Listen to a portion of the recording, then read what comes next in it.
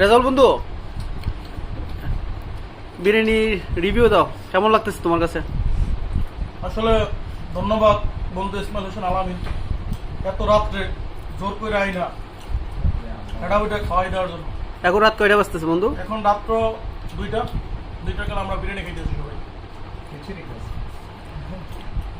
আমাদের বাবুর্চি বলতে পারো, বন্ধু বলতে পারো, যা ইচ্ছা আপনারা যাই তাই ভাবতে পারেন। ইসমাইল হোসেন আলামিন, তুমি হ্যাঁ। বলো আমাদেরকে খাওয়াইয়া তোমার ফিলটা কিরকম? হ্যাঁ, ইসমাইল হোসেন আলামিন। আচ্ছা, বন্ধুর কাছে পরে আসতেছি।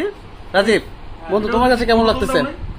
আসলে যা খাচ্ছি তার আসলে এটা মুখে বলার মতো না, কারণ আমার বন্ধুর রান্নার হাত কিন্তু ওয়াও, ঠিক আছে। উদলাগের ছবি জন্য না দেখি না।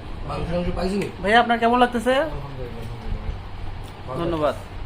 বন্ধু, তুমি সীতাকুণ্ড থেকে নাকি বিরিয়ানি খাওয়ার জন্য চলে আসছো? আমার আগে সেটা করে খাওয়া লাগবে, পরে দিবি দিবি। তবে আমি আমার বন্ধু আলামিনের জন্য দোয়া করি, সেজন্য এই সিঙ্গেল লাইফটা যেন কাটে আসতে পারে। সিঙ্গেল লাইফ বলতে বুঝিনি। সে সিঙ্গেল, এটা যেন সে কাটে উঠতে পারে।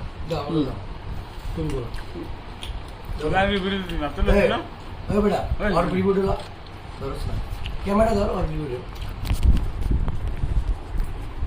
মন তোমার থেকে কেমন লাগছে বলো? বিরিয়ানি কি জি ভাই, এই। মানে দাও। জি বলো, তোমার থেকে কেমন লাগতেছে?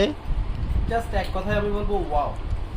বিরিয়ানির কালারটা দেখলে আপনারা বুঝতে পারবেন বিরিয়ানিটা কত ভালো হয়েছে।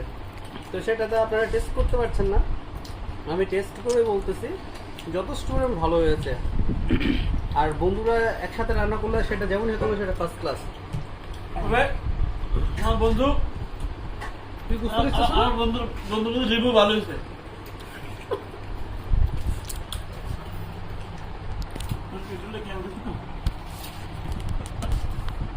আমার উত্তায় আছে আমার দেয়। তুমি কিছু বলো, কেমন লাগছে বন্ধু তোমার আজকে তোমার বাসায়? তোমরা আসছো এতে আমি অনেক আনন্দিত। আমি তো চাইছিলাম যে সবাই আসুক। আজকে আমরা প্রায় 20 জনের মতো ছিলাম এখন আমরা।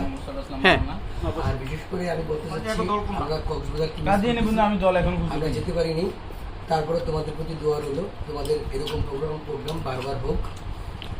ধন্যবাদ। আরো গ্রুপ না খেয়ে দিয়ে না। থ্যাংক ইউ বন্ধু। আমি জানি না।